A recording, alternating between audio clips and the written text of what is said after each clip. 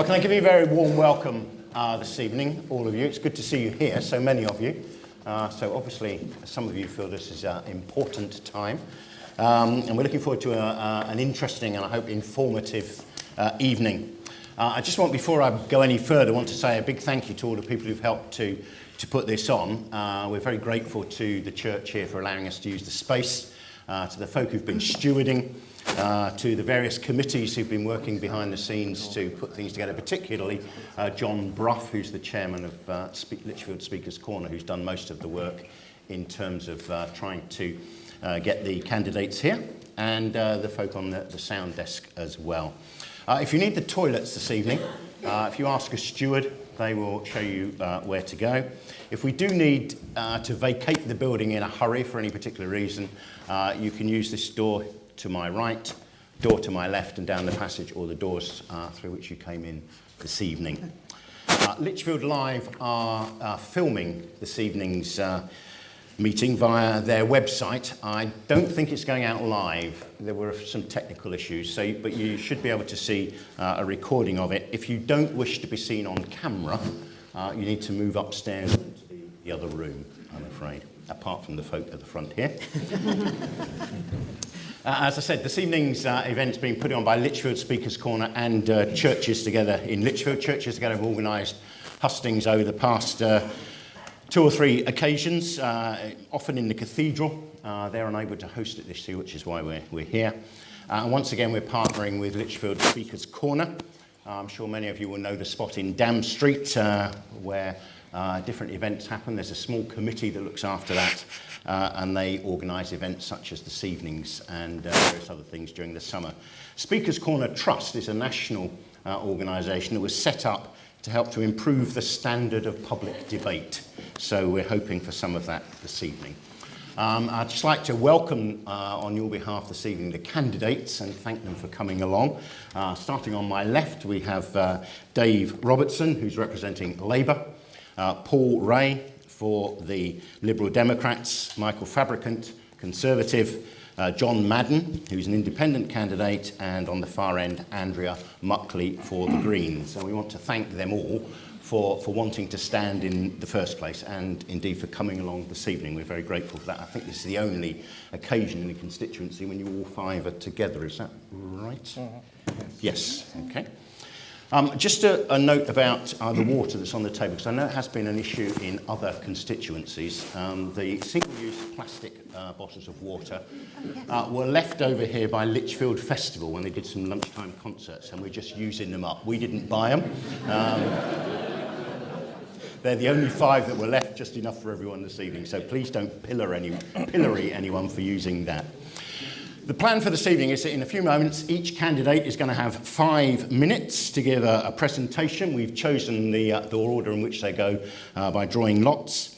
And then we're going to put to the candidates some questions that have come from you, the audience, this evening, which you wrote on the way in. We want to thank you for your question. We've had over 75 questions this evening, so as you can imagine, if we want to get this over before the election itself, we're not going to deal with them all this evening. There's 2 or 3 people at the back who are sifting through them, picking out the ones that follow similar themes, putting them together, so if you have written a question and we don't use yours, we're very sorry. And if we do use it, but change the wording slightly to encompass other people's as well, that will help us to get through as many as we can this evening. So apologies to those of you who, I noticed 1 or 2 looked like you were going for the Nobel Prize for Literature, the length of your questions that you were writing. But thank you very much, all of you, for that. And then at the end, that will be around 9 o'clock. Each of the candidates, again, in turn, will have 1 minute to sum up this evening. We're here, I hope, this evening to hear what the candidates have to say, to speak about their programmes and policies should they be elected. So, as an audience, can I please ask that you're courteous and listen to them, and not only listen to them yourself, but allow other people to listen, so that we can have that constructive and informative discussion that we're hoping for. So don't interrupt and heckle, please. I know that's all part of the hustings, but just so everyone can hear what's going on, it would be helpful if we can listen with some respect. And obviously I say that to the folk here at the front.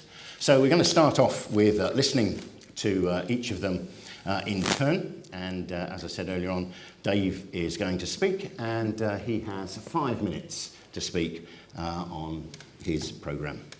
Thank you. Well, thank you, Rev Hayter, for the introduction, and thank you everybody for giving up your evenings to come along and listen to us today. I know it's obviously there's a big decision to be made on Thursday, but it is really encouraging to see so many people taking an interest. Particularly thanks I've got to go to the guys from Lichfield Live who are volunteering their time to give up to make sure that we reach as many people as possible. So thanks to those guys as well. It is really genuinely an honour and a privilege to be able to speak to you guys today. There is a programme of work available from all parties that we want to put ourselves forwards for. That's a 5-year period of work, and to be able to put that message across to you tonight really does fill me with a huge amount of pleasure and a huge amount of pride, so thank you for that.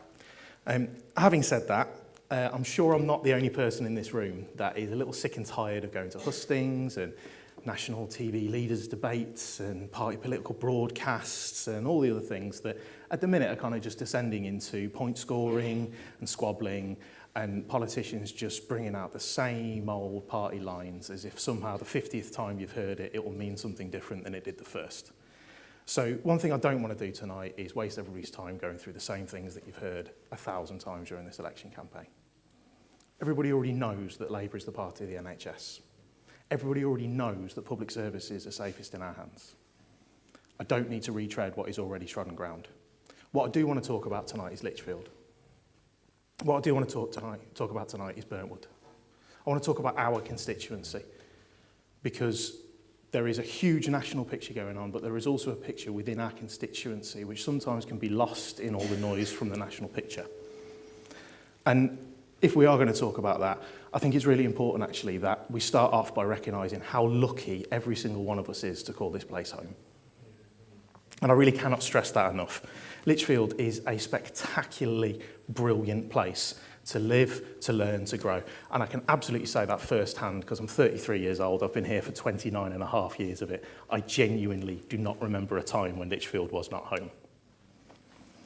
And when you look around the constituency, there are so many examples of the fantastic people that make this area what it is, coming together to build our community.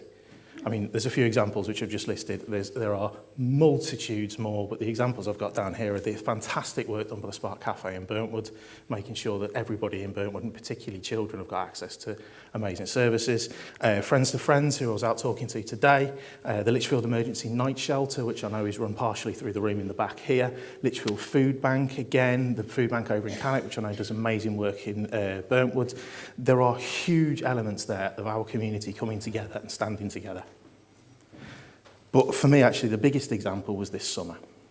And the best example I can use of the fantastic community that we have here was this summer.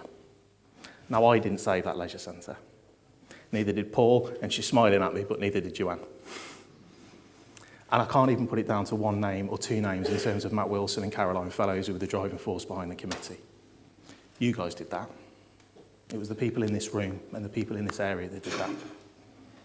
And about a year ago now, in 2018, when Staffordshire County Council had to reverse their idea of axing our school crossing guards, that wasn't me.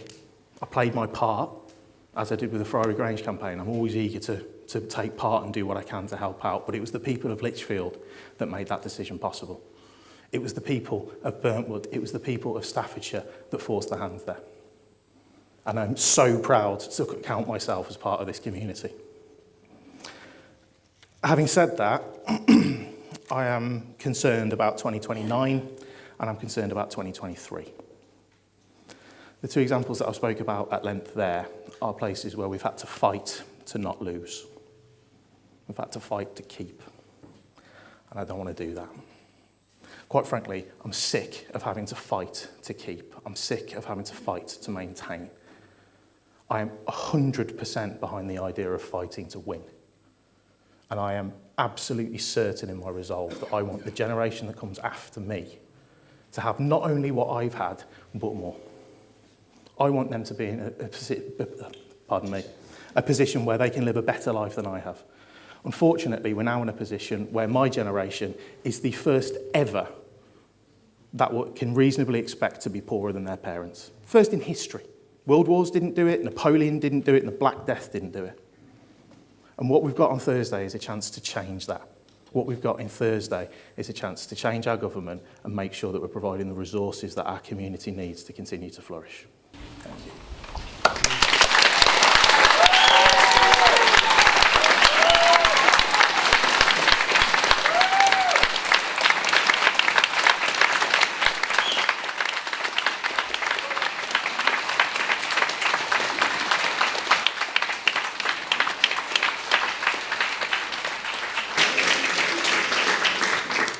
Thank you very much, Dave. Now for the Liberal Democrats, Paul Ray.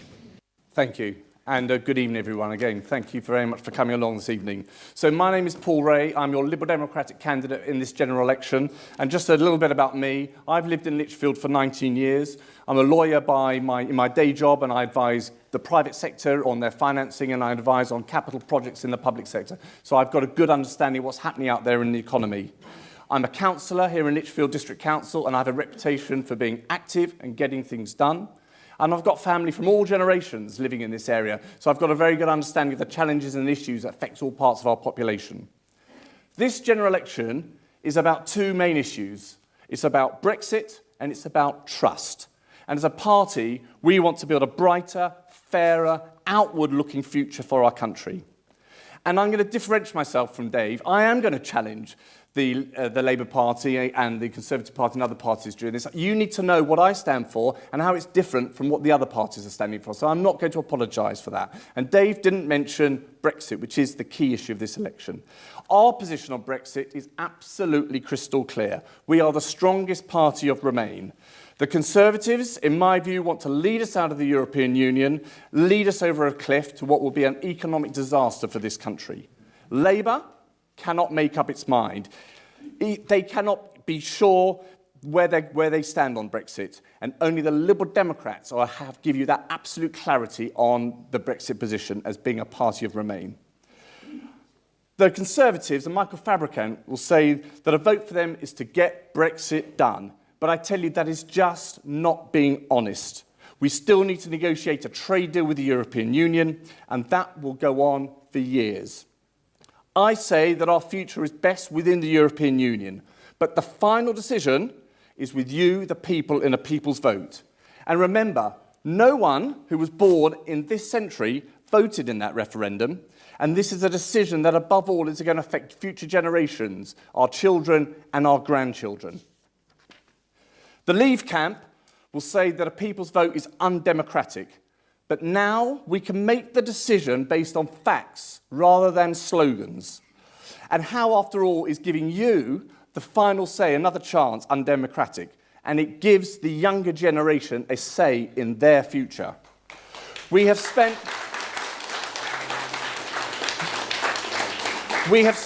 decades in this country building up key industries, car manufacturing, financial services. Those businesses are here because of the access they have into the European Union. We are putting that at risk.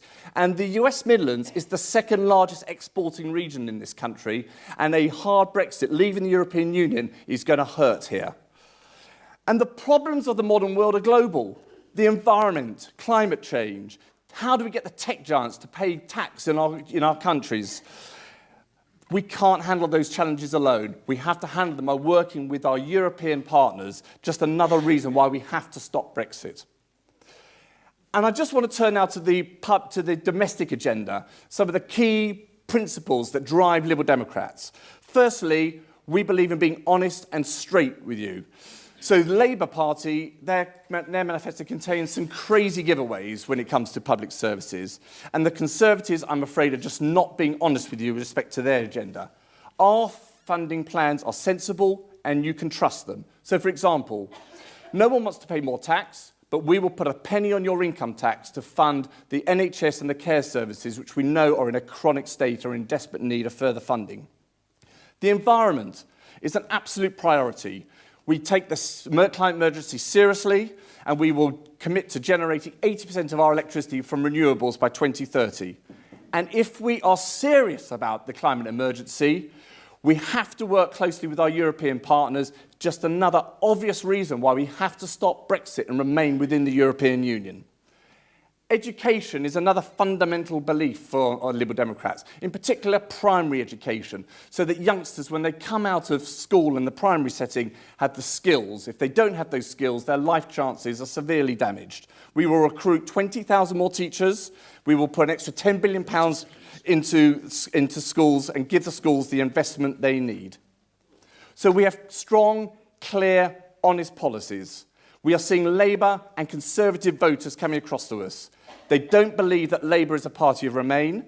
They cannot vote for a Corbyn-led Labour Party.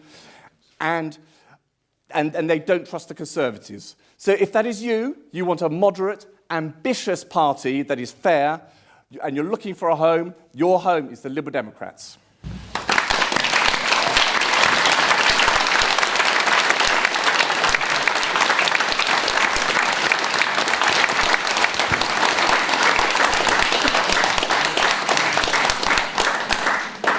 Thank you very much, Paul. Michael, for the Conservative Party. Thank you very much. Well, can you hear me, first of all? Yeah. Good. Well, first, I'd like to thank Ian and Wade Street Church and everyone for coming here today, because this is what democracy is all about. And I've been having to do a rapid calculation. I've only lived in Lichfield for 28 years. But hey, that's a reasonable time. But I think you all know me through that 28 years. I work hard for the 100,000 or so people who live in the Lichfield constituency, which of course includes not only Lichfield, but Burntwood, Barton under Needwood in the east, and it goes right up to Abbots Bromley and Kingstone in the north. It's not the same as Lichfield district. And it's a full-time job, I might tell you. I legislate in Westminster Monday through Thursdays, and Fridays, Saturdays and Sundays I'm working here in the constituency. Now, if Labour get in and bring their 4-day week, I'm not quite sure how any of us are going to be able to do this job. My office receives about 400 letters, emails and phone calls a week, and all get answered, as long as they're properly addressed and we receive them. And I just want to say, whoever gets elected, to warn my colleagues here that Parliament has a ferocious spam filter. So don't try and email us direct. We don't always get the messages. And if I get re-elected, please contact me by phone, by letter, or through my web form. That's the way to get through. And it makes no difference how you vote, because the MP for Lichfield should represent and help everyone. And if I'm re-elected, I will continue to do just that. Now, I hope, Chairman, we'll get questions tonight on the NHS, which is currently not for sale. Education, with Staffordshire being... Is education funny? I didn't think education was funny. And we'll get... Staffordshire will be the main beneficiary if a Conservative government's elected, and I'll explain why. HS2 and rough sleepers too. So as much as I'd like to speak now on these topics, I'll wait until I'm questioned, and I'm sure we'll get questions on it. But I just want to say a few words on Brexit and on the economy. Businesses want an end to the ongoing Brexit uncertainty. That does not mean that businesses want democracy overturned. It does mean that they want this issue resolved quickly and swiftly without any further delay. Not true. It is true, and you'll hear about that, and stop heckling, please. You will hear timid arguments against Brexit. We've heard them just now. But we're not little Liechtenstein. We are the 5th largest economy in the world, and the biggest export market worldwide for German manufactured cars and French products. As Angela Merkel has said, after Brexit, free trade between the EU and the UK must continue uninterrupted for the sake of German and other European workers. And Brexit will yield to Britain an additional £1 billion each month not being paid to Brussels. And on the economy, I'll simply say this. Now that the deficit has been reduced by over 2/3, the Conservative manifesto pledged an extra £2.9 billion expenditure, according to the Institute of Fiscal Studies, £2.9 billion. The Lib-Dem manifesto, according to them, costs an extra £48.2 billion, and Labour's extra costs are a whopping £82.9 billion. But that does not include wholesale nationalisation, the WASPy payments and everything else that came up after they published the manifesto when the polls started going down for them, all of which were added then, were uncosted, and which will amount to a further £310 billion, all unaccounted for. You won't be saying hooray then when we go back to the 60s and the 70s, because if there's anyone here who remembers those days when we lived in a deficit, this country went bankrupt. Now, I just want to say one more thing. Someone, I won't say who, wrote in their literature some personal comments about me. It's the first time that's ever been done. So let me say this. If you want a dull, bland, joyless, and unimaginative MP, don't vote for me.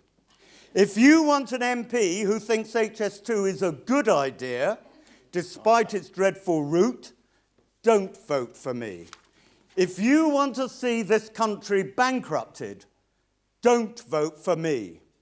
But in the course of this debate, I hope I will demonstrate precisely why you should vote for me. Thank you for listening.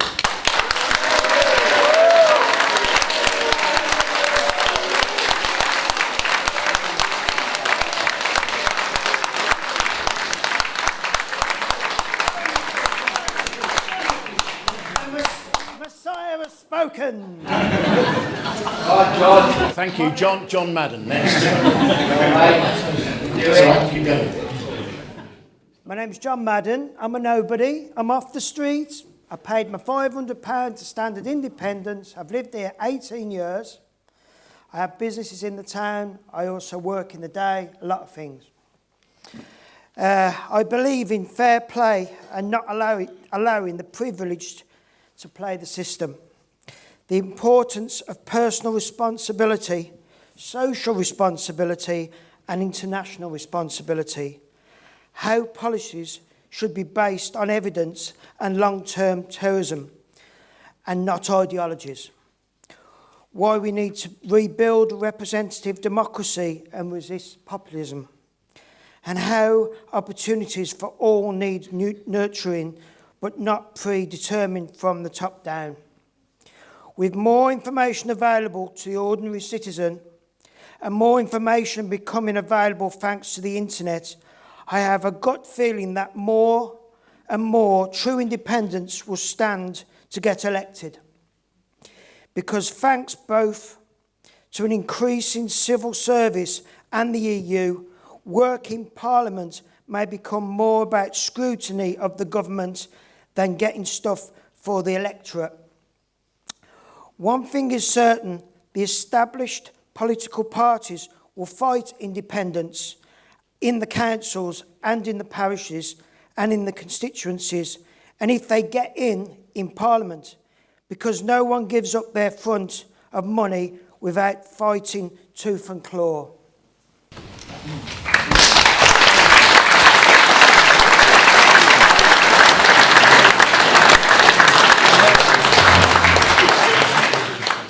Thank you very much, John. And finally, for the Green Party, Andrea. Thank you very much. We are living in dark days. The threat of Brexit hangs over us and our democracy is under attack. Above all this, though, the climate and environmental emergency rages from the Amazon to the Arctic to the UK. This year, we have seen flooding locally in both Staffordshire and Derbyshire, just on our borders. We have all experienced it, I'm sure. The science is clear. The next 10 years are probably the most important in our history. At this time of crisis, we cannot go on as we are. If ever there was a time to vote Green, it is now. My name is Andrea MUCKLEY, and I'm the Green Party candidate. I'm a qualified solicitor, and I've been holding the government to account for 15 years, ensuring that people's rights and their right to a fair and reasoned decision are upheld. I'm a local councillor on Cannock Chase District Council, and I've been working very hard with fellow Green councillors to try to refocus the two main parties' attention on important local issues rather than simply debating national division constantly. I joined the Green Party a few years ago because it most closely aligns with my own values. The environment comes first and foremost, in my mind and to the Green Party. If we do not protect our environment, then we are not protecting our planet, for ourselves or for our children. I have a 4-year-old daughter, and I need to be able to tell her what steps I took to protect her future, to combat the climate emergency. I am sure that you will hear similar promises from other political parties, but be assured that we would not be here today with climate change high on the agenda were it not for the hard work of the Green Party. Our manifesto is the only one that presents an achievable Green New Deal. Indeed, we are the only ones with a realistic chance of meeting the UN's 2030 target to cut carbon emissions. Given all of this, why vote for the imitators when you can vote for the genuine article? The Green Party is dedicated to protecting all of our futures, the future of our children and our grandchildren. Our policies include, but not exclusively, a ban on the production of single-use plastics, whilst at the same time investing in research and development into sustainable alternatives. Recycling does not go far enough. We must radically change our habits. We need to invest in sustainable energy sources and a sensible but swift transition from fossil fuels to renewable. The UK has an abundance of wind, tide, sun, rivers, and those are what's needed to become self-sufficient in energy. We will introduce new support and incentives to raise wind energy development so that it creates 70% of the UK's energy by 2030, and we're hoping that all of our energy will be sustainable by 2030. We will invest in public transport, in cycling and walking so that people are not forced into using a car. Electric cars are a great start, but they still rely on fossil fuels in order to charge the battery as well as during production. Public transport needs to improve throughout the country. I, for one, can no longer catch a bus directly from my village to Lichfield. When my daughter was younger, this would have made it impossible for me to attend the baby classes that I went to and to meet up with friends, as I was unable to drive following her birth. As a new mum, these opportunities to break free from the cabin fever associated with having a newborn were a vital lifeline. The Green Manifesto is available online, and I would urge each of you to have a read as it is detailed. It shows our commitment to ensuring that your future and the future of my 4-year-old is bright. We cannot continue living with our heads in the sand. We are the first generation who know that we're killing the world, and we're the last generation that can do anything about it. Vote Green. If not now, when? We don't have much time.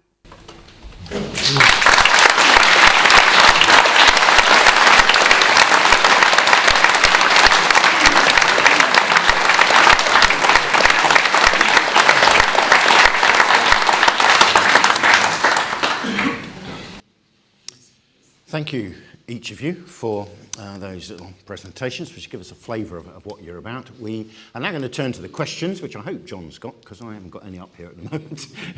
And these are questions that you have written down to be asked this evening. John and a small panel of people at the back have been sifting through them and sorting them out, so it's not up to me what the questions are. I'm simply reading them out. So if you want to pass them to me. Explained. We had over 80 questions, which is absolutely wonderful, but we're not going to have time for 80 questions now. Let's start with some local issues. Okay, thank you. And the first question, it says, local government has been underfunded for too long, with the consequence of increasing homelessness and street sleeping, dilapidated roads, inadequately managed pavements, cycleways and hedgerows. Should there be greater contribution from central government or from council tax, or both? Should police and fire salaries and pensions be funded centrally? Let's start off with Paul. Would you like to start off for us? A slightly different order from... Yeah, that's fine. we as a party would invest substantially in our local public services. We have a programme of £135 billion to invest in our infrastructure, our roads and our rail, so that we can bring it up to standard. So we have ambitious plans because we all appreciate that the standard and the quality of those public services that we rely upon on our day-to-day basis. And I guess when you think about this election, we do need to think about it as the question refers to how it's going to impact us on a day-to-day local basis. So we've got an ambitious plan with that funding I mentioned to recruit the 20,000 extra nurses, to have a real programme so that we can tackle homelessness, which is an absolute disgrace in a country which is as wealthy, and a city which is as wealthy as we are, where we have people living on our streets. We have to tackle it.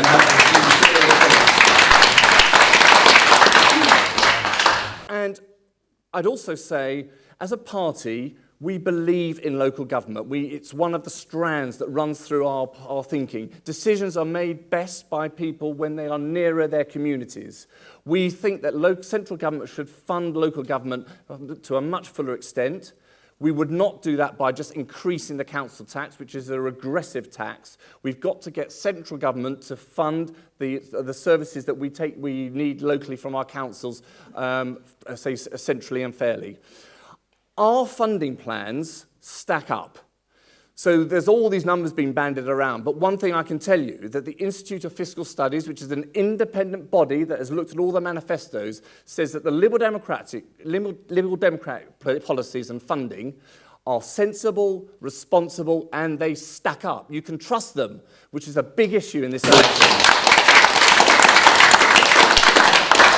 And I'm just going to finish by mentioning a number which Michael mentioned. Michael was mentioning the numbers that in our spending plans, and he mentioned the amount of additional funding each year that the Liberal Democrats and the Labour Party and the Conservative Party were going to fund.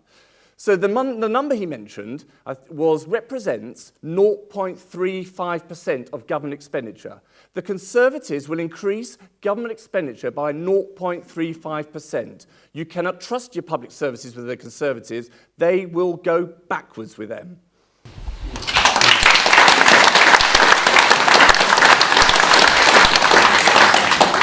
Michael, you might... Well, I mean, thank you. Actually, I'm going to stand up. I feel more comfortable doing that, if that's all right. I'm going to take my jacket off too.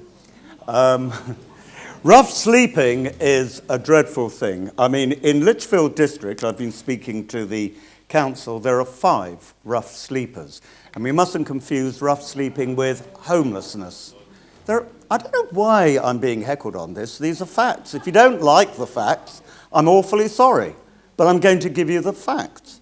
There are 5 rough sleepers in Lichfield district, and we see them always here in Lichfield, and it's a shame, and it's dreadful. All of them, all 5 of them, have been offered housing. 3 of them have taken it up, but have left. And as dreadful as it is, it's far too simplistic for anyone to claim it's simply a lack of money. And yes, money's part of it too, and I'm going to come on to that. But it isn't simply a lack of money. It's always more complicated than that, both in the United Kingdom and in other parts of the world. A study in Canada was very clear about the causes of rough sleeping, which I will not bother to go into now, but I'm sure you will realise that there are difficulties to do with people's ability to stay in houses, even if they're offered to them. But there's a lot of homeless people too. Homeless people you don't see. They're the people who sleep on their friends' couches because they've got nowhere to go. The government has already invested this year a further 1.2 billion to try and get this under control. But throwing money at it alone is not the solution. Now, if we adopt a Labour proposal, which is to control rented housing, which will drive the rented sector out of the market, it's going to create even greater difficulties for those who want to not be homeless. There are no simple answers to this. The Conservative Party is putting on extra money. But I want to say this, you've got to get the context of all this. Yes, not enough money has gone into local government over the last 9 years. Yes, there has been austerity. But why? When we had the economic collapse, which was a global collapse, in 2008, it affected Australia per capita more than the United Kingdom. But they didn't need austerity. Why? Because they didn't spend all their reserves. Do you remember the last Labour Chancellor, but one, saying that... Do you remember the last Labour Chancellor, but one, they don't like to hear it, do they? That there is an end to boom and bust. Well, I'm sorry, he was proven wrong. There was bust. And because he had spent all the money, there were no reserves. No rubbish, someone says. If you remember, it was a Labour minister, Treasury Minister, who left a note to say, Liam Byrne, his name was, who said there's no more money left. Now, look, are the Labour people going to heckle continuously? Well, if you answer the question, which was to do Well, with the answer greater to the contribution. question is,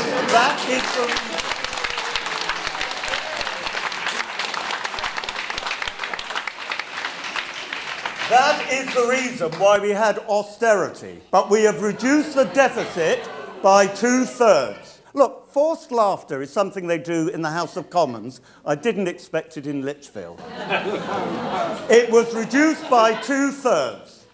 So now we're in a position where we can put funding in.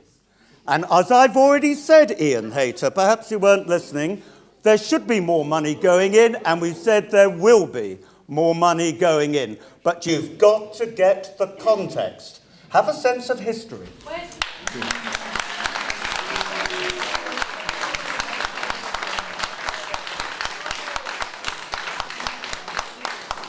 John, would you like to respond? My biggest worry in Lichfield and Burntwood, and is everywhere else in the country, is the food banks. We never had this in the 80s. We never had it in the 90s. Now, suddenly, food banks have appeared the same as the American way. I pledged, if I was elected, is that me? That I would donate 50% of my MP salary to the food banks of Lichfield and Burntwood, and I was wondering whether my colleagues here would...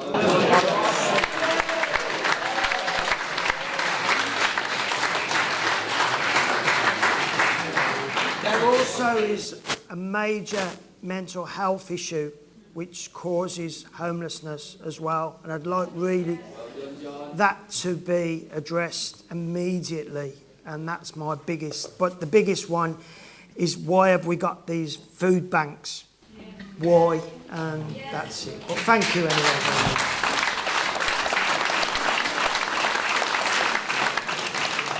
Andrea? Please excuse me, I do have a bit of a cold, but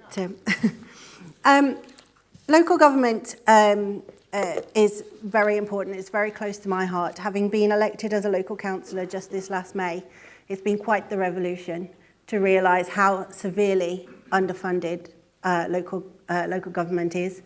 And just the mentality of it as well has been very hard for me to get my head around. As a Green Party member, you know, coming into a room where it was a majority Labour and a lot of Conservatives as well, it was very hard for me to sort of settle in. But I have done that. As a Green Party member, I fully support our manifesto where we talk about empowering local governments. Who knows your area better? Westminster or us? And at the end of the day, it's us, isn't it? So across the country, you know, you've got your hardworking councillors, you've got council workers, and we're all striving to improve the lives of the people within our community. There have been cuts of over £50 billion from council budgets over the last decade. And councils have been forced to close libraries, sell off public land, abandon Meals on Wheels. In in Hensford, for example, the library is completely voluntary run. There's nobody based at Hensford, to my knowledge, that's paid to be there. And yet we've got a working library. It shouldn't be that way. My daughter loves going to the library, and that should be something that we can do. As local councils, that should be something that we can afford to keep going. We intend to devolve real power from central government and bring it to local government. Give us as local councils the tools to be able to help us, to help ourselves, to help our local communities. We are intending to increase central government funding to councils by £10 billion a year, and to just empower local government to be able to do what it needs to do and to look after the people within the community. We've talked about homelessness. I work in Birmingham city centre, and I've got a particular gentleman that I speak to on a daily basis, and we have a little chat, and I buy him a cup of coffee, and he's been somebody that I've chatted to for pretty much a year now. And he said to me a couple of weeks ago, he said, guess what? I've got a house. They're giving me a house. And it shouldn't be that way. We shouldn't have somebody so excited that he's not going to live on the streets anymore. You know, we should be able to have social justice where people have a right to be home. They have a right to have security. We're talking about mental health issues here. A lot of that is based on the fact that people just don't feel secure. And if we give people that security and we give people that home to live in, then that's going to go a long way to helping them to feel better about themselves and then to become part of their community again. By becoming part of the community, that's how you stay in your house. That's how you make sure that you're able to get a job and start life again. And that's what we need to do as local government, empower people.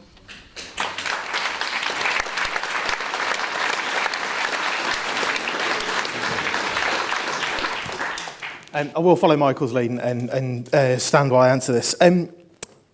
I am going to try and stick to the idea of actually, I just want to put the Labour position. I don't want to get into pie slinging. However, I will take the opportunity to respond to John's comment. John talks about donating half of his salary to food banks. I want to put them out of business. And that's what needs to happen, is we have to remove the demands so they don't have to exist. And actually, that is what it is at the heart of this question. There is a lot in this question to unpick. But actually, when it talks about homelessness and it talks about local council funding, there is a lot within there.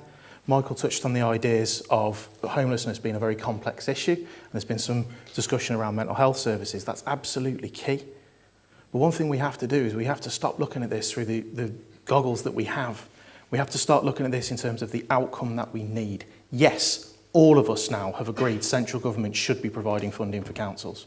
The 100% cut to revenue support grant, which was the money that central government sent to local councils, 100% cut in that has left councils up and down the country without money, without being able to set, in many cases, a very forward-looking agenda which allows them to meet certain needs. We have to stop looking at that through the system that we currently have. We have to start looking at something that is outcome-focused and make sure that where there are mental health difficulties and where people do need that support, that it's available for them.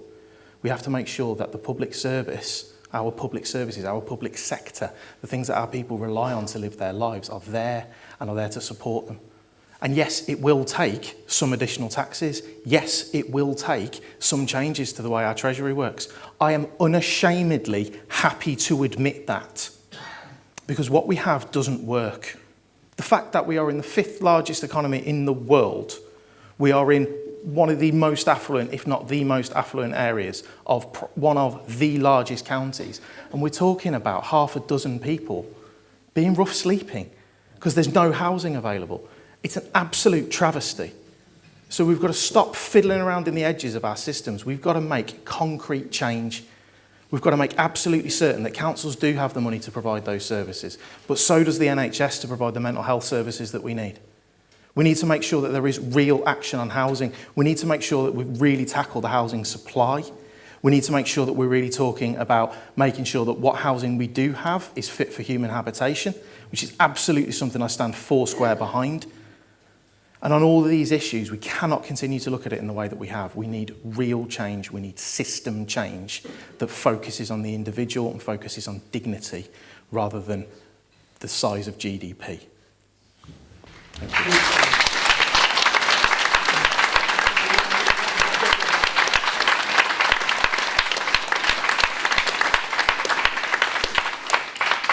Kind of follows on a bit from that. Where's the money coming from? And this is to some extent a local question, because this is something that will affect this constituency fairly heavily.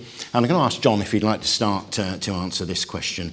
In order to help finance the huge expenditure promised by all parties, why not scrap HS2?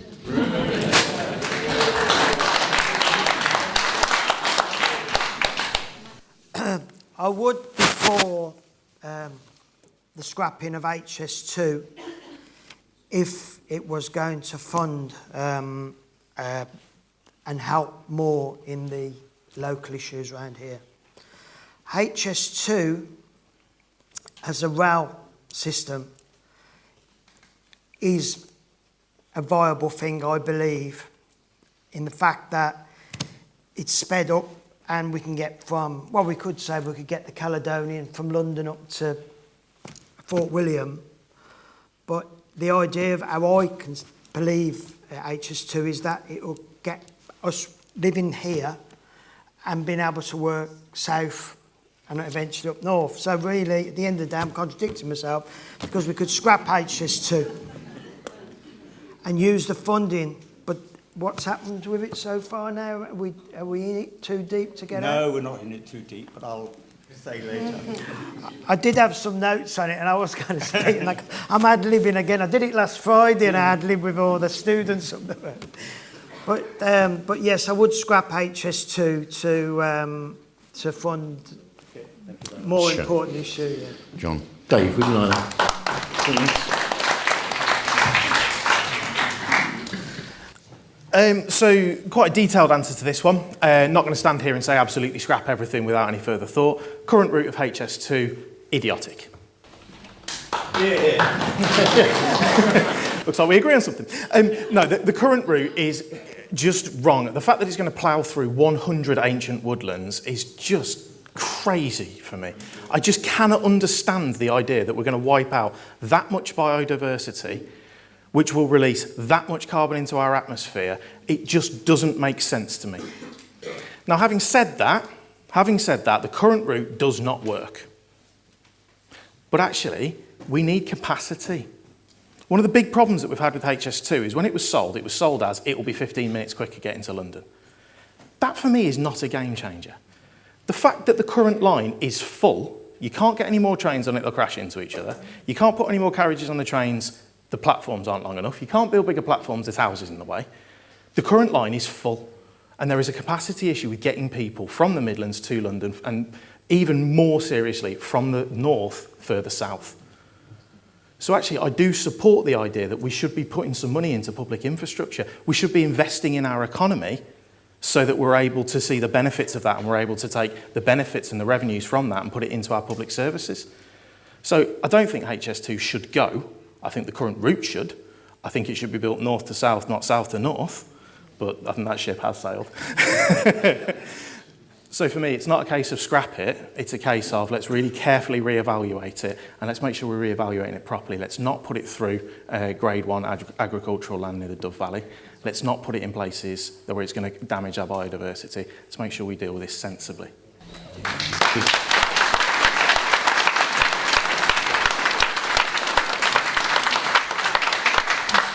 Obviously, there's a lot of green issues involved in this. So, Andrea, do you want to say something about that? So, obviously, we're against HS2 as a party. I won't leave it just there, though. I will explain a little bit more about it.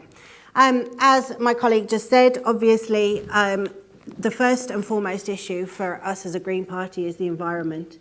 And the fact that this train that is going to be 15 minutes quicker to London is going through all these ancient woodlands, through fields, through all of these areas where carbon capture takes place is just horrific. The biodiversity we need within the UK, but the carbon capture especially, we need that. We need to be able to, if we're going to continue on the route we're on with all the diesel engines and the petrol and the fossil fuels, we need as much carbon capture as we can, because otherwise we're essentially just killing ourselves. We need to make sure that we've got trees. They're the best way to capture carbon. We need to make sure we've got grass. Grass is wonderful at capturing carbon as well. We need those. We need all of these open spaces. As a country, we have lost a huge amount of our forests and our green spaces. I believe it's something in the region of 60%. And like I say, we need them for our very survival. What the Green Party are proposing is, rather than simply scrapping HS2, let's use that money to invest in local transport. Who here has been affected by the local trains to get into Birmingham? I have.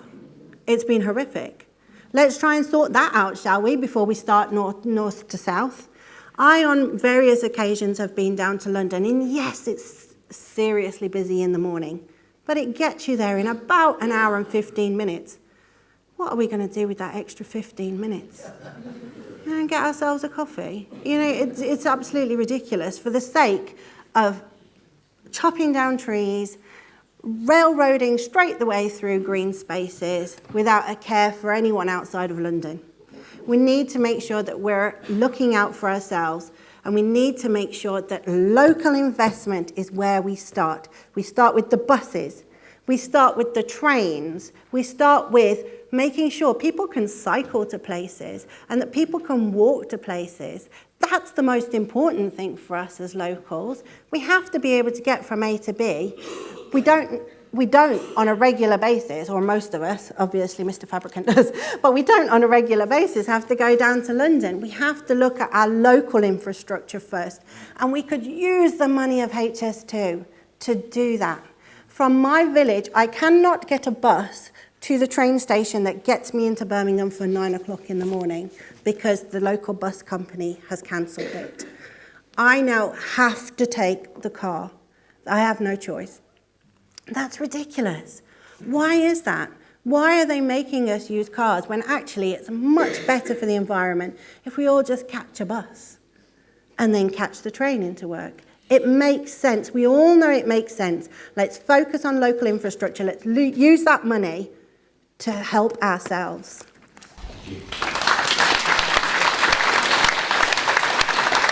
Paul? Yes, my view and the Liberal Democrats' view is that we must invest in our infrastructure. And as I said at the outset, I'm not going to fudge issues. I'm going to be honest. The policy of the Liberal Democrats, and I support it, is to support HS2. We've got to build or improve our infrastructure, and I'll explain why. I use the trains on a regular basis, and you read about it, and the capacity is, the trains are full to capacity. It is an efficient, modern way of travelling. It is a way that high-speed rail has been proven to be an efficient way of joining up countries in other countries, and therefore it's about capacity more than the speed. The speed is the thing that gets the headline, but really it is about the capacity. Our trains system at the moment is creaking, and we've got to solve that by building a new system and which creates more capacity.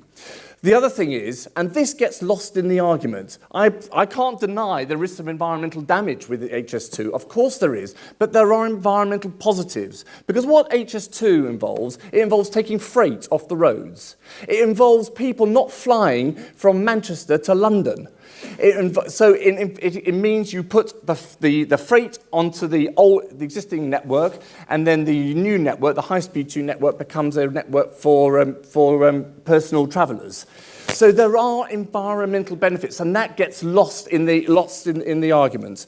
And while we're on that, when we're talking about the transport policy, it is more than just HS2, and there are other policies which we've got which have to be implemented. So the use of air travel has to be curbed. That is a major cause of pollution.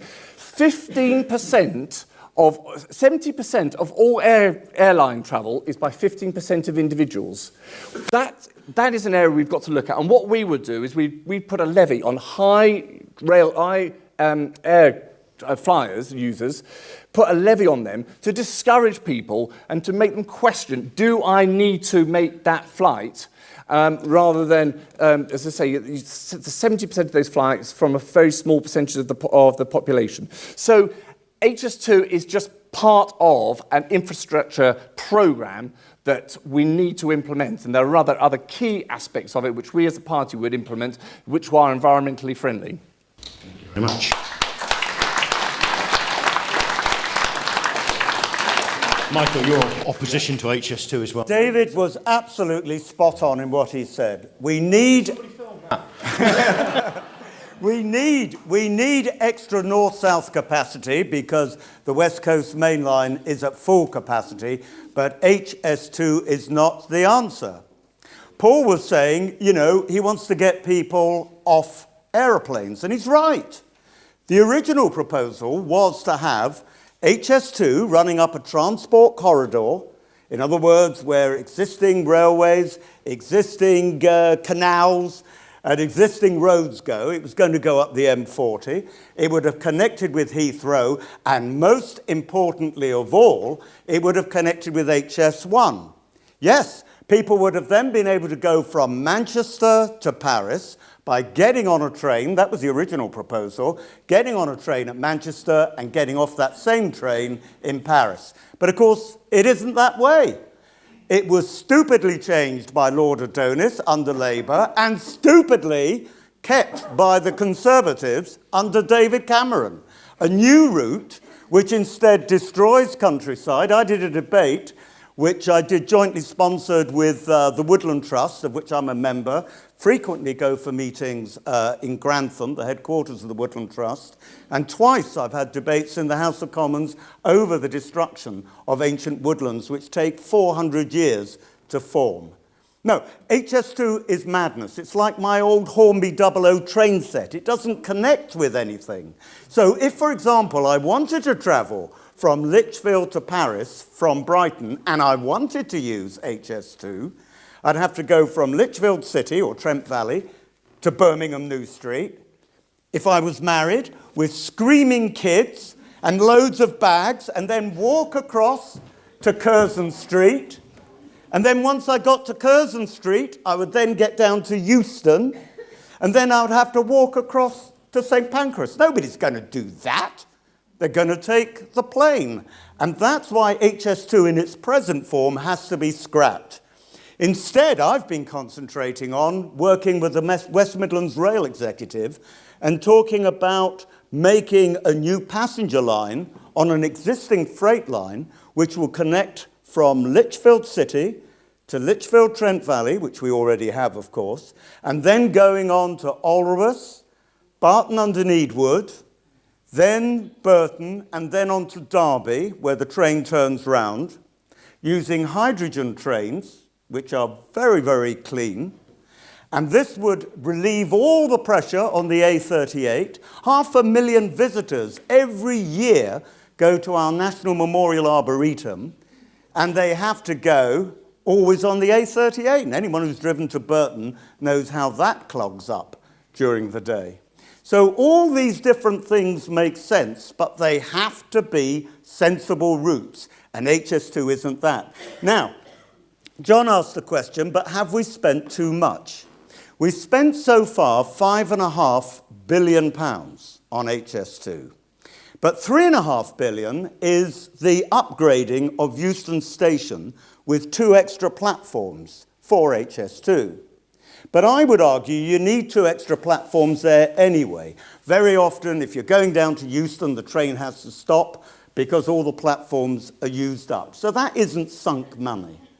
And in any event, why put good money after bad? So I say, with this present design, scrap HS2, look at alternative, cleaner forms of transport, and move on and spend that money, part of it, that £100 billion, and it's going higher, spend a lot of that money on local government and bus services and hydrogen bus services too. All the things that we've talked about.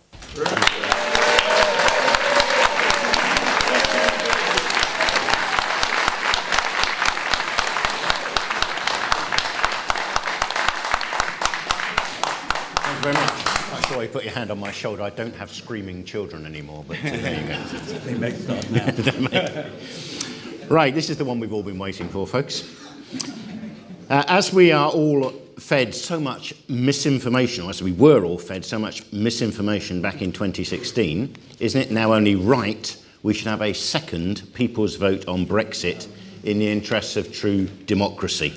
Ireland barely got a mention last time round, and we could see a return to violence there if things go wrong. So basically this is about Brexit, obviously, and where we go from here. Shall we start with Andrea this time? Do you want to? Thank you very much. I think we all know that the Green Party is a Remain party. We have, ever since the initial referendum, said that we are a Remain party, and we vehemently remain a Remain party. Some of the other parties have gone forwards and backwards, but we have stuck with our policy that to remain is what's best for the UK. So we want a people's vote. We want people to, now that we understand what the consequences are economically, environmentally, in terms of employment rights and everything else to do with that, now that we know all of these things, that needs to go back on the table. Because I don't think anybody voted for Brexit thinking, do you know what, it'd be great if I was poorer. I think what they really wanted to say was, I'm sick and tired of politics the way it is. I'm sick and tired of these politicians telling me what to think and what to do, making all these promises and never coming through on them. Our leader, Caroline Lucas, has been going through leave areas, including my ward as a councillor, speaking to locals and trying to find out why people have voted Brexit. And it is, the underlying emotion behind it is, I'm sick and tired. Absolutely sick to the back teeth of politicians as they are. So what we need to do, rather than Parliament saying, right, we're going to make a decision for you, we go back to the table and say to people, right, this is what we've got. This is our agreement. Do you like it or do you not like it? Is it going to improve your life or is it going to harm your life? Because you need to make that decision. Again, it comes back to you, it comes back to me, it comes back to social justice. We have to be able to make a decision about our future. And now that we've got our eyes open and we can see the deal that's been negotiated, surely we need to be able to go back to the table and say, do we like that deal or not? That's the whole point of negotiation. That's the whole point of business. That's how everything works. You look at the deal you've got and you say, yeah, that's what I want, or no, it's not. Now, the trouble is that where we've been brought to by the Brexit referendum is a difficult, dangerous and divisive place. It's made neighbours into enemies. People are just, they're so angry one way or the other, and that hasn't stopped for 3 years, which again goes to the notion that if we give people a second vote, people can say once and for all, I had all the information before me and I want to leave. Or I had all the information in front of me and I don't anymore. That's fine. It's okay to change your mind. That's the whole point. That's what we do every less than 5 years. We go and we vote for the person that we want, and we should be able to do that again. We should be able to do that with the people's vote.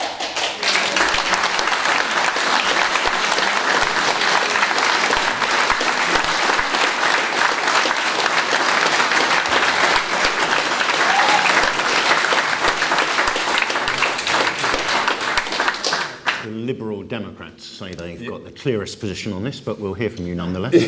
Yeah. Well, we have. And I agree with what a lot of Andrea said. We are both strong Remain parties, but we are the strongest Remain party in this election. The thing is, we now know the detail.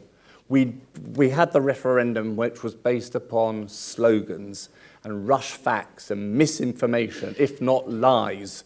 And now we have the detail. Now we know what the single market means. Now we know about frictionless trade. So if you take Toyota, I've been to the factory up at Burniston near Derby. It makes 180,000 cars a year. Most of those for the year, 80% of those for the European market. And do you know, it has no warehousing. It's all just in time, frictionless trade. As soon as we create a border with the European Union, we create costs for those businesses, and those businesses will not invest in the United Kingdom. And we can say, okay, we'll find other opportunities. We are talking about people's livelihoods here. We're talking about people's jobs, and we need to be very serious about that.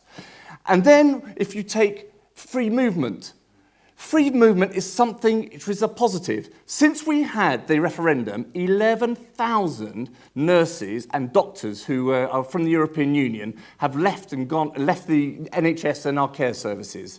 How are we going to manage and how are we going to staff our public services and our business where we are so reliant upon the skills and the hard work of our European neighbours? And then the Brexit is going to risk the breakup of the United Kingdom. We've got the strains in Scotland and we've got the strains in Northern Ireland. And one thing which I think has come out of this whole Brexit debate is that why did Scotland vote 60% in and England vote out? And I'll tell you one of the reasons is for the last generation, the politicians and the media in Scotland have been positive about what the European Union can bring to their community and to their industry, as opposed to in this country, it's been a constant criticism. We need to celebrate what the European Union brings and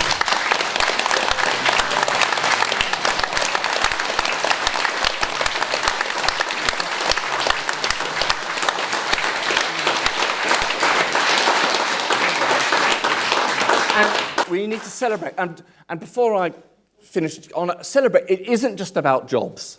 It's about a thing called the level playing field, which means when companies around the European Union compete, there are minimum standards of food safety, there are minimum standards of environmental protection, there are minimum employment rights.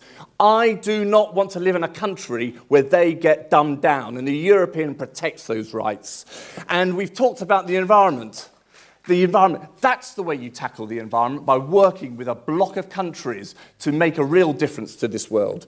So I say, stop, think, before we make a mad, very long-term, dangerous decision for this country. And I say, let's give the younger generation who didn't vote in that referendum, let's give them a stake in their future.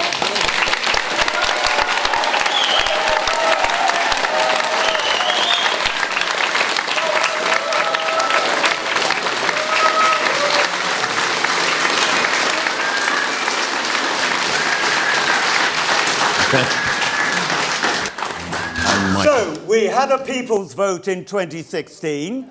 We have another people's vote, and what if that people's vote says they still want to leave? Do we get Paul Ray in 5 years saying, oh, I want the young generation who didn't vote in 2020 to have another vote in 2024? Does it go on and on and on and on? No, it does not. We have one more vote. I would remind you that it was Nick Clegg, your leader, who said this is a once-in-a-generation vote in 2016. And now he's saying we'll have another vote and another vote. I'm sorry, it doesn't work like that. And the argument as well, which says now we have the facts, and we didn't have the facts then, is also a nonsense. So in this very... Look, I'm sorry, would you like to come down here and take part? Or would you like... Please come down. Please come down. If you're going to interrupt me... Sorry, you can't keep him on. I've just told him to shut up, now you've invited him down. I'm going to let him have his say. Sorry, no. Then he's got to shut up then, hasn't he? Well, I've asked him to... No, sorry, I'm the one who invites people up here. Thank you. No, thank you very much. If you could just be courteous and listen to him, Okay, thank you very much. And that goes to the rest of you up there. Thank you. Yeah, just to the rest of the candidates, if you'd let me invite people to speak rather than you yourselves. Michael, would you like to continue, please? Yeah, and if the chairman can control the meeting, I'm just that would about also be very to say good. that, please. Thank you. So I did say at the beginning, didn't I? Just be courteous to one another. This is Lichfield. Goodness me.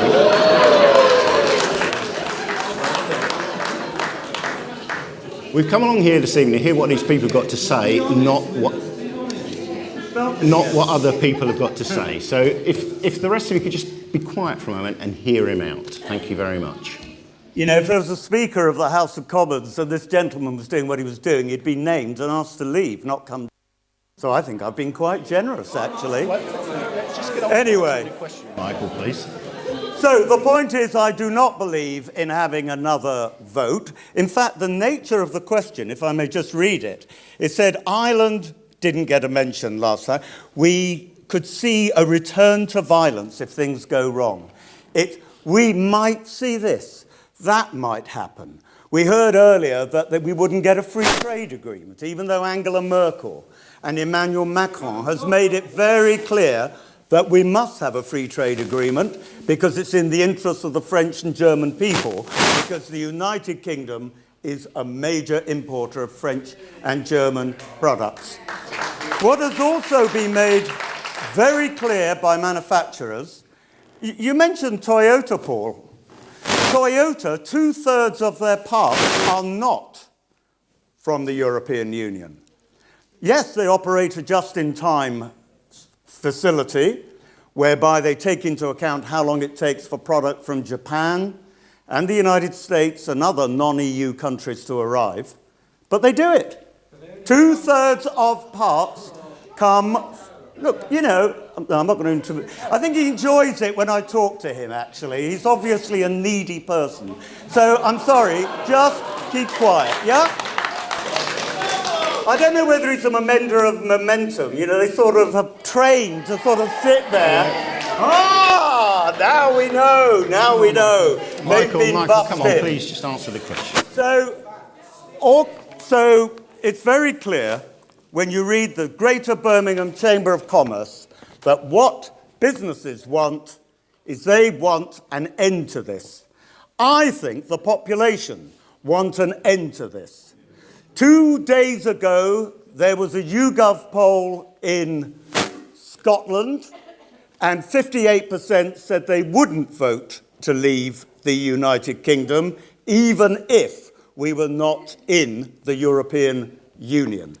This is a powerful, big country which can stand on its own. And I'm just going to leave with one final thing. When we joined the EEC back in the 70s, the EEC had 37% of the world's GDP. And it was a trade organization, and a lot of us here voted for it. Now it's 24% of the world's GDP. And it's not anymore a trade organization. The projection is that within the next 10 years, and this is the best projection of all, is that it'll have just 12% of the world's GDP. Germany is in recession. France has zero growth. The United Kingdom is the largest country in the G7 in Europe for growth. This country is doing well. I believe it will do better out of the EU. And one more thing. It is the United Kingdom which argued, and you will know this because the Greens actually in the UK were very helpful on this in Parliament, in the European Parliament. It was actually the United Kingdom which raised standards in the European Union on animal welfare and also on other matters concerning the environment. And one of the first things we will do, a Conservative government, if we get a majority when we leave the EU, is to stop the live transport of animals, which is still permitted by the EU, and we are forbidden to actually ban that. There's so much we can do when we're out, and we'll all be wealthier from it.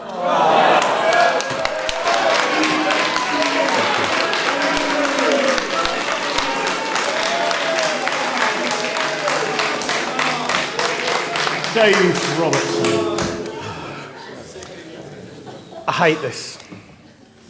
I hate all of this. I hate people who are neighbours and family members shouting at each other and spitting bile and the hatred that this has stirred up. I hate how divided our country is. I hate that this isn't over. I hate that we haven't got anywhere with it. It appears to be this never-ending quagmire from which we can't escape, and we need to cut that Gordian knot. We've got to put our country back together again.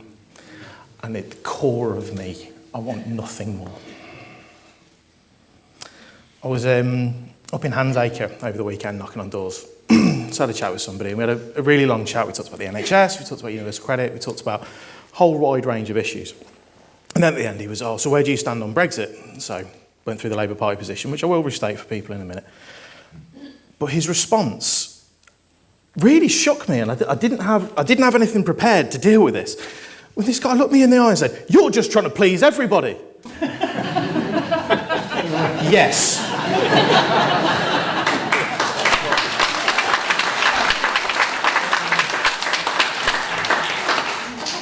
Now, nationally, this has been a huge conflagration, and it's affected every single party. Every single party has gained and lost members. It's a huge conversation that we've been having now for, I think, 4 years since the start of the referendum campaign. It's been a long and winding road, and I vividly remember for 2 years sitting in Labour Party meetings, having our discussions about where we should be going with this. And the really strong argument that we had that actually we have to do something with what was the largest democratic exercise in British history. And all of the arguments that caused everybody to lose their heads a minute ago were brought up. I'm not going to restate them. And I spent 2 years saying, we have to think about everybody. We have to work for everybody. We have to end this politics of division where you voted that way, I'm your team. You voted the other way, I'm not your team. And people on the other side doing exactly the same thing. You agreed with me on this issue, I'm your team. You agreed with the other team, don't want anything to do with you. We have to end that. Now, for 2 years, I spent a lot of time arguing that we didn't need to start looking at a second referendum. 2 years I spent that. And there were a lot of people who were very upset with me around for those reasons. But actually, if you look at that, it was the largest democratic exercise in British history. And that has to mean something. My position always was that that happened, we have to let Parliament carry on with it. And haven't they done a wonderful job? It's even worse now than it was in May. I was knocking on doors in May for the local elections. I literally had people standing 2 yards from my face, screaming at me at the top of their lungs. Now that's fine, sometimes as a politician you just have to eat your bowl of I don't like you very much. But actually what we've now come to is Parliament has simply failed to do this, and I have very little faith that no matter what Parliament is returned on the 13th of February, that actually Parliament will be able to do this. So for me, the only thing that we can do to try and knit everybody back together is, and I'm sorry, I'm going to shamelessly plug this because I genuinely believe this is what all politicians should be doing. Yes, we are trying to play both sides because I don't believe that that is a fissure that should run through our politics. We shouldn't be divided into Leave and Remain. We are going to have to play both sides. And the only way to come out of this sensibly, forward-looking, with a result that we can all work with, is to take it off the people who have messed it up for 3.5 years and give the power back to the people who started this process. And that's you guys, not me.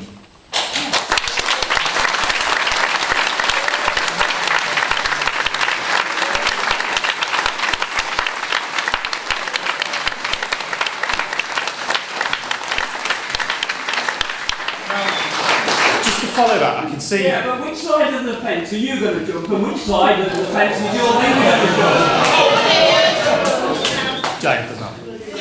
So, I'm going to follow on from that. I could see during that round of applause there were a lot of people shaking their heads, a lot of people very unhappy. And that's because what we hear a lot from people who refer to themselves as people's vote, they want a Remainers referendum. They want to put no deal on the ballot paper versus Remain, knowing that no deal will attract about 36% and be absolute landslide the other way. We cannot do that. We cannot cheat our way to a solution, the solution that we want. Wasn't the first time. We cannot continue to look at this as a divide and say, this is what we want. We're going to try and find a way to engineer that. We have to make sure that we have a credible leave option. And it has to be credible, and it can't involve custom checks between GB and Northern Ireland. It cannot involve that.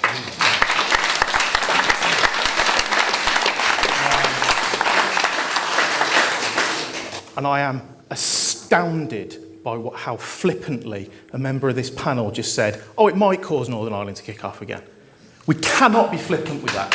We cannot be flippant with violence on our streets. It's absolutely and totally unacceptable.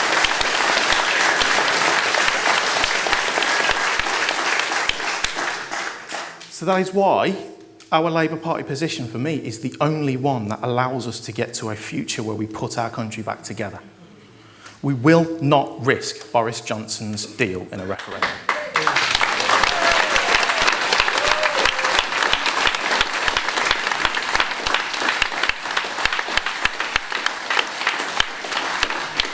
We will go back to the EU.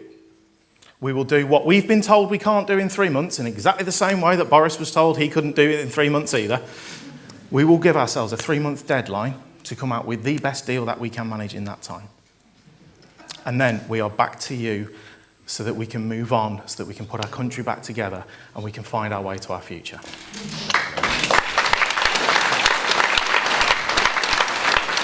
Citizen Smith of Lichfield here. Citizen Smith, John Madden, the nobody, the independent. Hi John, you're doing all right, boy. Thank you.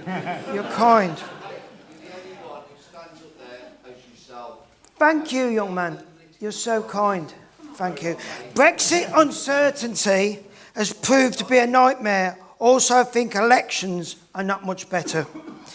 They also make people feel anxious about the future. Everyone has got to the point where we need to draw the line under it. I am not the only one to think that we need to put a stop to being the laughingstock of the world. Thank you. Brexit uncertainty. Business clients are keeping their wallets firmly closed. The last Parliament, and this is what we're not to forget, have caused a meltdown.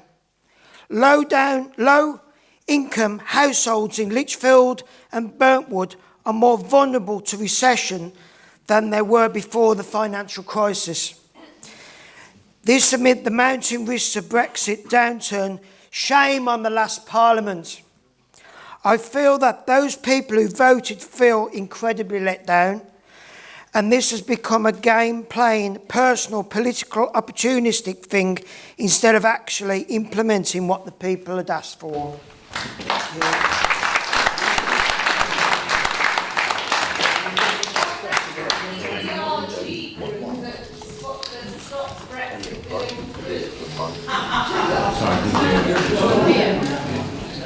Right, this is, I'm afraid, going to be the last question. We've looked at public spending and how we fund that. We've looked at HS2, we've looked at Brexit. This is a broader question with which to finish, but something that's been very much at the heart of the debate during this general election. With trust, honesty and integrity at its lowest level in our country's politics, could you tell us what personally and within your own parties you're going to do to bring about reversing this appalling situation? We'll start with Mike. No, I haven't. I think you've got to be true to yourself.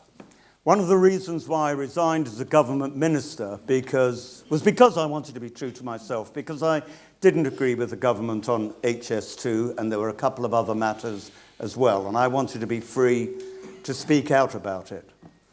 And I think all I would say to all the candidates here, if you are elected, you've got to be true to yourself. You've got to remember that the leader of your party isn't your boss. It isn't the chief whip who is your boss. It's you, the people, who are your bosses. Now, I try inadvertently, or try rather advertently, if there's such a word, never to lie. Occasionally, maybe I have inadvertently lied because I've been told things which I believe to be truth. But, you know, truth is always found out, and lies are always found out. And you don't have a long time in politics if you're just a showman and you lack integrity. Again, stage laughter from people, by the way, whom I've not seen before. Many of them, I think, are not from Lichfield or Burntwood. But welcome anyway. The important thing, as I say, is be true to yourselves, speak the truth, and do the best for your constituents. Did you vote for Boris?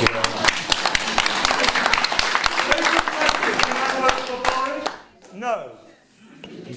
John. Well, as you know, that I am an independent. I would like to see these things. I would like to see, and I'd push for. I would support to legalise cannabis if prescribed by a GP. So would I. I'd like to see abolish the student loan system in England. Free prescriptions for all in England. Free rail and bus travel to work if you aren't a low income. More help for the first-time buyers. More help for the elderly, and bring back more food that they can have on lunches and Meals on Wheels scenario. Make housing more affordable and accessible. Love to see the abolish lease service charges for housing. A stricter punishment on irresponsible animal owners. More mental health help with specialised units. More child protection from abusers. More help for the abused relationship. More police on the beat. And I'd like to see pay rises for school teachers.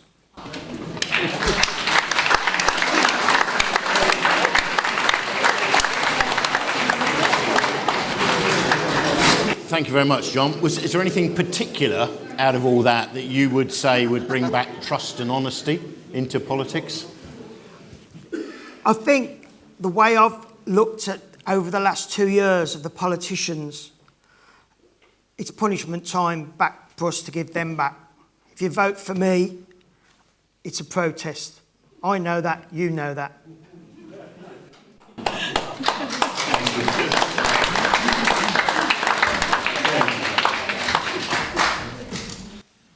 So I'm an ex-teacher, and one of the most powerful conversations that I've ever had was about 3 weeks into my teacher training, where I'd got this one group, I just couldn't get them to sit down. Like, forget picking up pens and opening books, I couldn't get them to sit. And I remember having this long conversation with my then mentor, a fellow called Manish Patel, who's absolutely a hero of mine. And Manny sat me down and he said, sometimes, Dave, you've got to remember, you've got 2 ears and 1 gob for a reason. And actually, that's a really powerful lesson, and I think it's something that we should always take on board as politicians. Now, I have actually brought a prop for this, do apologise. This is what we call our calling cards. Myself and Councillor Ball, what we do is across our period as councillors in Cobra, we will knock every single door in our ward and ask people how they're getting on. And if they're not in, we'll drop one of them through. Because actually, the biggest thing that we seem to be lacking is access. Biggest thing we seem to be lacking is an ability to have that conversation with that person, to ask them if there was a vote where they disagreed with you, or they have said something which you didn't think was in their manifesto, or if there is something that you're concerned about and you don't think that that's what they promised you when you put a cross in that box, you deserve that right to challenge them. So I was up in Burntwood on Saturday. I made a campaign pledge then, which I'll state again here. I will be at the Council of Advice Surgeries in Burntwood. Myself and Councillor Ball are the only Lichfield councillors that hold advice surgeries. We'll be continuing. I'll be out in Armitage, I'll be out in Handsacre, I'll be out in all of the villages to make sure that actually we're accessible. And if there is something that I need to be challenged on, you can come and do that. And if I do need to explain myself, I'm happy to do it. Because for me, that's the biggest element that seems to be missing in our society, particularly when the poll that was released yesterday, or the piece of research that was released yesterday, had our MP in the bottom, I think it was 5%, definitely 10% of all MPs for interaction with their constituents. That's not correct. I will, can I briefly, please, you have said, that was a change.org thing. I was astonished to find that because I'm very accessible. I always reply. It was when people contact me via an organisation called change.org, unless we have their addresses, and we don't have their addresses, we don't respond. It's as simple as that. And we try and say to people, you must contact me. As I said right at the very beginning, if you contact me, I wouldn't get re-elected year after year after year. I wouldn't have built up my majority from 238 to 18,500 if I had behaved like that. It's because change.org just sends me a list of names. I don't know whether they're from Lichfield, Burntwood, or from Timbuktu, quite frankly. And so change.org, yeah, basically is not anything that anyone recognises. And the House of Commons can confirm that.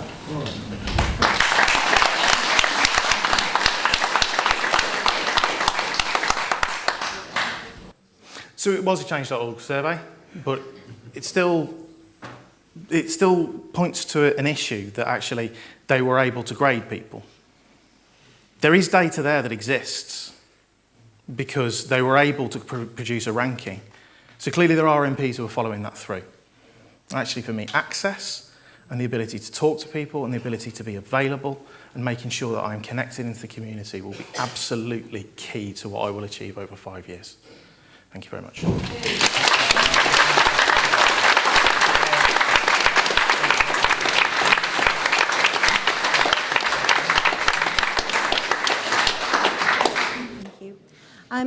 I have listened very closely to what my colleagues have been saying. In the first place, Mr. Fabricant was talking about the fact that the leader of your party is not your boss, the whip of the party is not your boss, and that you, the people, are our bosses. Now, as part of the Green Party, we don't have a whip. We are fully entitled to vote any way we wish. You've only got one MP. But even in local council, and what I've found, having been a local councillor since May, is it's really quite disheartening how the whip works even in local government. When votes are cast, all Red's hands go up, all blue hands go up, and it's quite disappointing. I was elected on the basis that I live in my ward, I walk around, I speak to people, I knocked on all doors. And my discussion to them, when I knocked on the door, quite often went this way. Hello, my name's Andrea, I'm from the Green Party. I'm not voting. Okay, well, can I ask you why you're not voting? Well, you're all liars, aren't you? All right, okay, no problem. Talk it through. Explain to people, they can explain to me why they feel that way. And that's fine. People are absolutely entitled to feel that way. Because having been on the local council since May, I feel a little bit like that myself. What I hope to bring as a local councillor, and if I were an MP, what I would hope to bring on a larger scale, is just a different voice. A voice for the people of my ward. I have been part of debates in the local in the council chamber, where all of the Labour people are saying the same thing and all of the Conservative people are saying the same thing. And I stand up and I say, hang on a second, can we actually talk about people in my ward? Can we actually talk about people in our local area? Because what you guys are talking about is national politics, and that doesn't have a place in local government. Local government should be for the people. You vote for your local councillor, and I should be there to speak on your behalf, right? So if I were elected as an MP, that's my philosophy. My background is as a solicitor, as I said at the start. I've been holding the government to account for 15 years.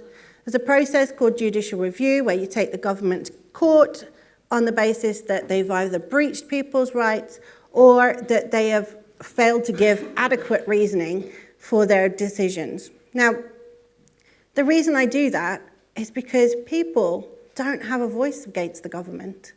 The government's got all its might, it's got all its money, it's got all the people helping it to stay afloat.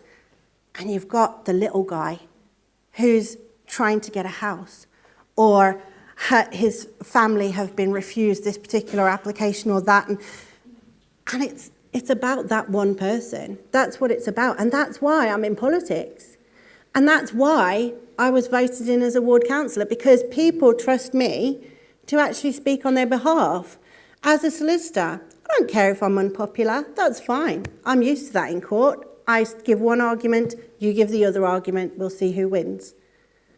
But that's what you need in Parliament. We are stuck in the mud right now. We are in the status quo. Everyone is firmly set on where they want to be. What we need is a breath of fresh air. We need some new MPs in there to shake it up. And we need some people that actually speak for us.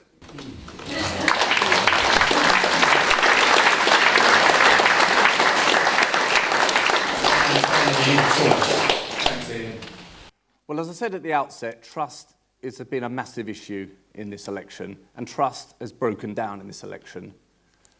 Get Brexit done is dishonest.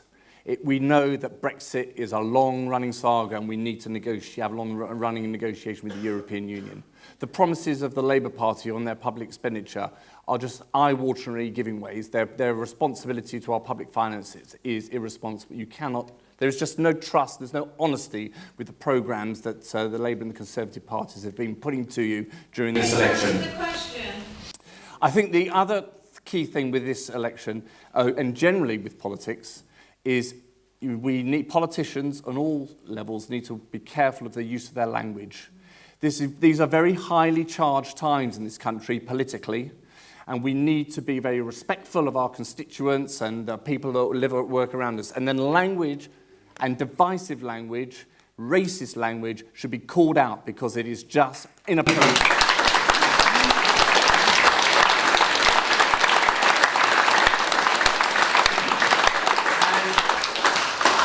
And what are we as Liberal Democrats going to do about this going forward? One thing that drives us is we need more democracy in our system.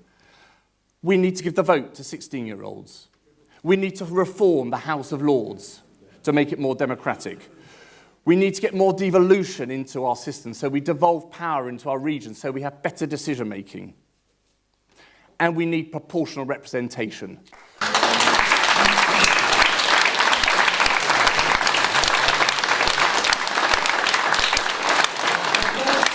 Proportional representation gives you more democracy and it gives you better government. And we had a referendum on that. And democracy, as this election has shown, is not working. We should all be very concerned about it. We need to revitalise it, and we need to implement those things that I've referred to. But in particular, we need proportional representation so that the people can speak clearly and loudly, and our representatives can make the right decision for us for the future.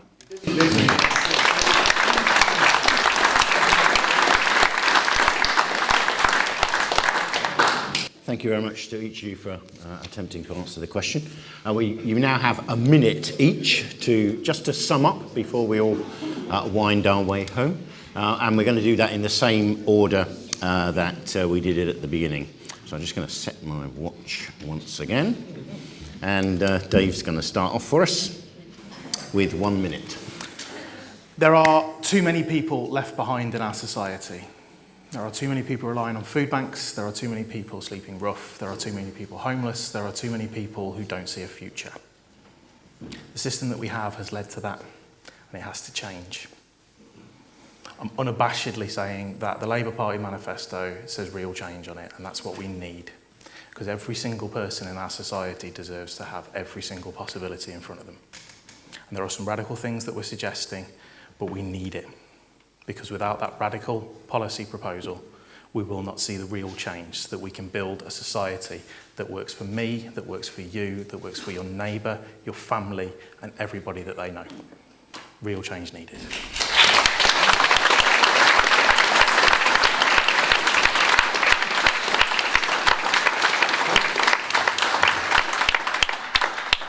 Thank you. This is such an important general election. It's going to shape the future direction of our country.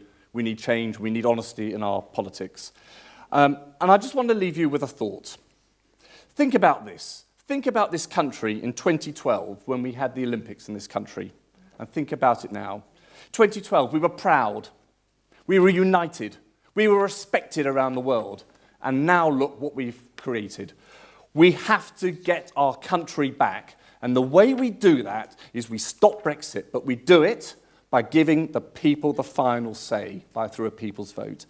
In particular, for your children and your grandchildren, those future generations, they have to have the final say. It is their future.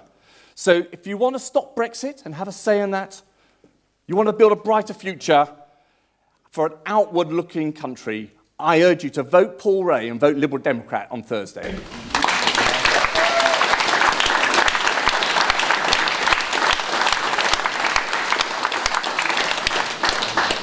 Well, it seems if you want lots of referendums, vote for Paul Ray. You'll not only get one on the EU, you'll get one on the AV as well, which we all had not so long ago. Look, I'm sure all of you have made up your minds one way or another. All I want to say is just get out and vote. Doesn't matter whether you vote Labour, Conservative, Lib-Dem, Independent, Green, just get out and vote. And don't leave it to the others.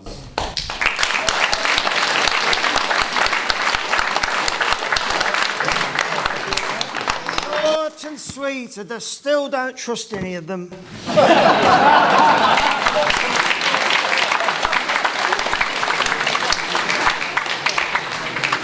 Andrea. Well, you've heard from each of us tonight, and I do hope it's been informative.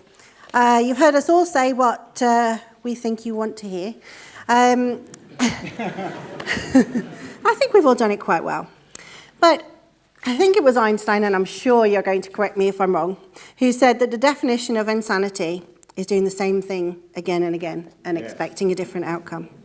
Do we really want to go with the status quo and plod along until we exceed the UN's 2030 target with no hope of reversing climate change?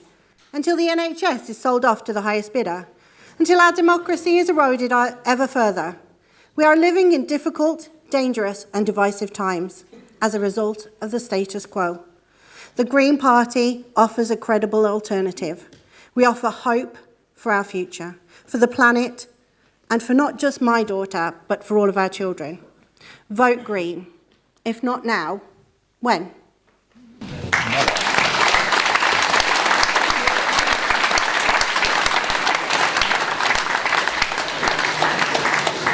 Well, thank you very much once again to each of the candidates, to Dave, to Paul, to Michael, to John and to Andrea for coming along this evening, for allowing you to listen to them, putting over their points of view.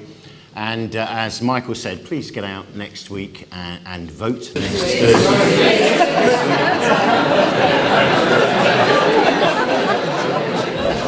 Yeah, sorry. 3 days. 3 days.